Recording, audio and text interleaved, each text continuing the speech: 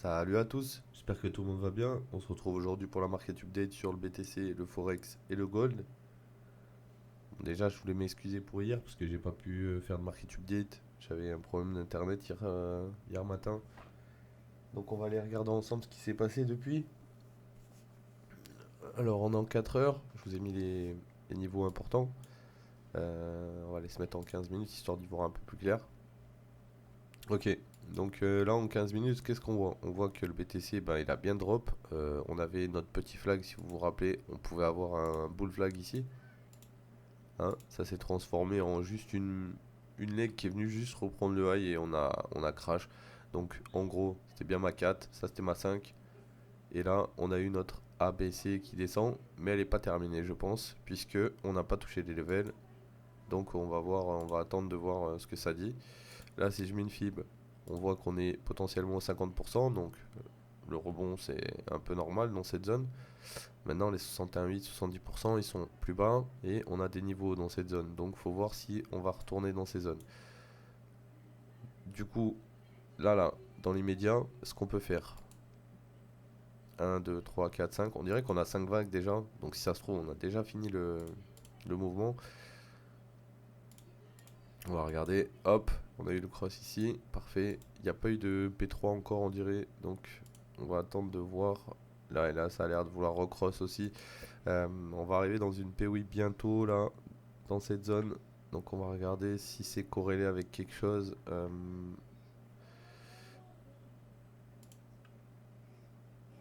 Profil de gamme fixe. Ok. Et là, on a la value RAI qui est juste au-dessus. Donc ça va être...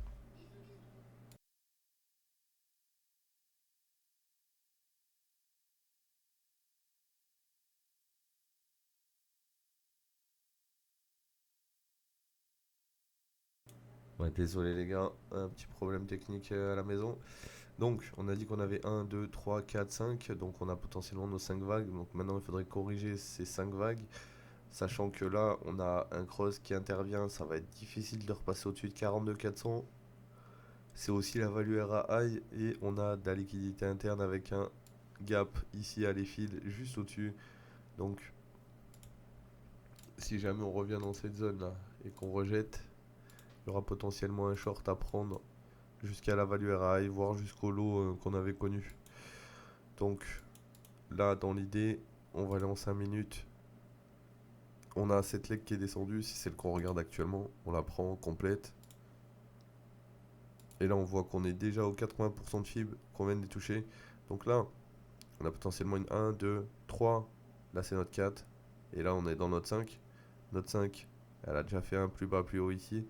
Donc on a déjà 1, 2, 3, 4, 5, peut-être déjà dans la 5. Donc faut faire attention dans cette zone là, si ça casse. On va peut-être corriger toute cette leg qui est montée. Ok. Et le but de corriger cette leg qui est montée, ce sera pas forcément d'aller refaire un plus bas, mais au moins peut-être de revenir dans cette zone, d'accord? Donc de cette zone, peut-être revenir dans cette zone pour ensuite aller chercher les daily, etc. Pour l'instant, ce qu'on voit, c'est que c'est juste un rebond parce qu'on est trop descendu et que vas-y, il fallait trapper un peu de beer qui était au bottom. Si je regarde en H4, je vois toujours pas de changement de market structure, hein. On a juste eu un dip assez violent, hein, ce qu'on appelle un flash crash hein, dans ces périodes-là. Du coup, on est pas mal sur ce que je vous ai dit là. Déjà, dans un premier temps, on va voir ce que ça fait dans cette zone. Si ça rejette, on peut revenir ici. Si dans cette zone, on est racheté, on va plus haut. Si quand on revient ici, on redescend, on casse cette zone, on casse le lot, vous avez les niveaux juste en dessous qui peuvent être intéressants. Ok. Donc pour aujourd'hui, en vrai, le long, on l'a entre guillemets pas eu parce qu'il est passé depuis hier. Aujourd'hui, on est dans la fin de ce long, selon moi. Au vu du RSI et tout, ça commence à diverger. On est sous la 220 faut faire attention. Donc je pense qu'aujourd'hui, ça devrait corriger ce mouvement au moins qui est monté. Et on voit si ici ça tient pour acheter. Et on voit ici si ça rejette pour short. Ok. Pas faire plus simple là. Donc là, on va aller voir. Tac, tac, tac, tac, tac. Euro USD. Paf. Donc l'euro USD. L'euro USD, si vous vous rappelez la semaine dernière. Alors, si vous vous rappelez la semaine dernière, je vous avais dit quoi sur l'euro USD? Je vous avais dit, on a eu un choche, ok? Donc on serait dans une A, ok? La A, elle aurait pu se finir ici, parce qu'on avait eu une reprise de price action ici. Elle aurait pu se terminer là, la A, et faire une A, B, C pour remonter. Le truc qu'il y a, c'est qu'il n'a pas décidé que c'était la fin. Donc du coup, la A, elle est toujours en cours. Tac. Ok. Donc, bien dans un premier temps, qu'est-ce qui va m'intéresser? Ici. Si jamais on reprend ce niveau, ok? Si on reprend ce niveau, je vais attendre. Et dès qu'on va reprendre ce niveau, suivant comment on l'a repris, on va potentiellement soit revenir dans cette POI si là il y a des pullbacks, soit revenir dans le début de la POI si il faut aller prendre la liquidité. Donc, dans l'idée, on attend que ça s'appète. Dès que ça s'appète, ça va sûrement accélérer dans cette zone. Mais le truc, c'est qu'il y a des liquidités plus haut encore à aller prendre. Donc, une fois que le marché il aura validé au-dessus de ce niveau, tu pourras prendre n'importe quel rebond, enfin un retour, pour potentiellement aller jouer les liquidités qui sont ici. Mais attends bien que ça soit pris. C'est le dernier mouvement qui est descendu. Avant, on est remonté, on a pris ça. Donc, on a pris la liquidité interne avant de redrop. Donc, ce high est protégé, carrément. Donc, si on repasse au-dessus, c'est un choche. Si on choche, soit on revient dans l'engineer liquidity, soit on prend une idée ou on continue de fly. Ok? Donc, attendre bien que ce niveau soit pris. Une fois qu'il est pris, attendre un retracement et on voit ensuite. GBP, c'est le même principe que l'euro. On est toujours dans les, on va dire, A, B, C. Donc lui, peut-être qu'il a déjà fait sa A, sa B, sa C. Je suis un peu moins confiant sur le fait de me dire que là, c'est juste une A, après on fait une B, après on fait une C. Mais bon, là, on a déjà une belle ABC. On a été au 161,8, c'est la target max, ok. Donc là, c'est la même chose. Tant qu'on reste en dessous d'ici, on fait rien. Mais si on repasse au-dessus d'ici, tous les retracements peuvent nous amener à aller chercher le reste de la liquidité au-dessus, ok. Donc dans le délire, si jamais, si jamais on arrive à revenir dans cette zone là, ici, ça pourrait être une très bonne zone de short, comme précédemment quand on est revenu dans cette zone, ok. Donc là, on a une belle zone de short qui s'est matérialisée ici. Si on arrive à revenir dedans, c'est là-dedans qu'il faudra le short, ok. Si maintenant on continue de monter petit à petit et d'un coup on retrace mais sans prendre de l'eau, c'est-à-dire on fait quelque chose comme ça, pareil, ça serait parfait, mais bon, tac, et là on fait ça, et là on repart. Là c'est votre entrée parfaite puisqu'on a validé au-dessus du high, ok.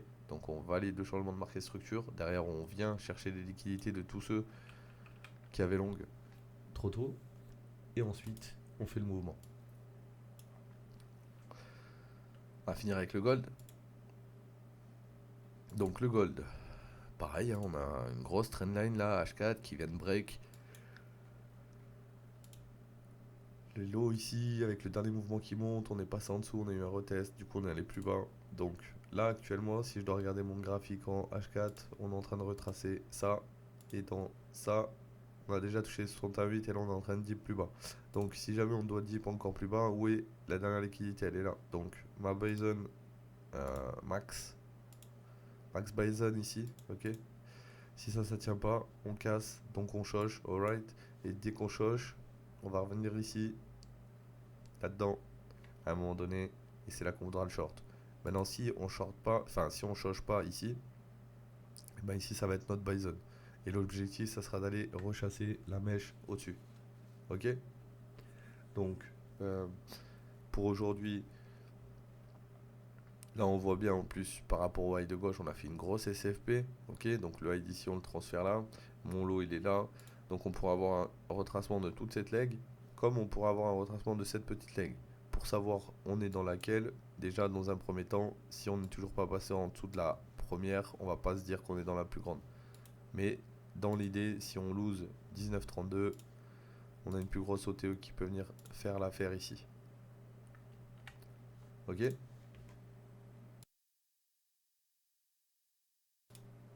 Donc, peut-être une petite opportunité de short aujourd'hui sur le gold pour venir chercher le reste des petites liquidités ici.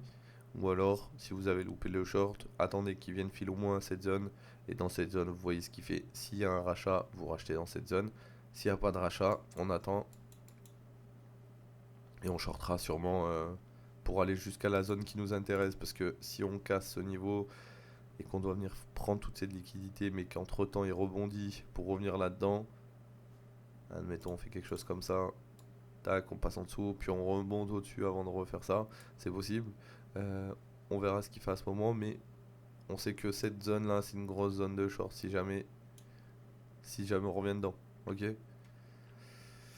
Donc voilà les gars, c'était la petite market update d'aujourd'hui et je vous dis à demain. Prenez soin de vous l'équipe. Ciao tout le monde.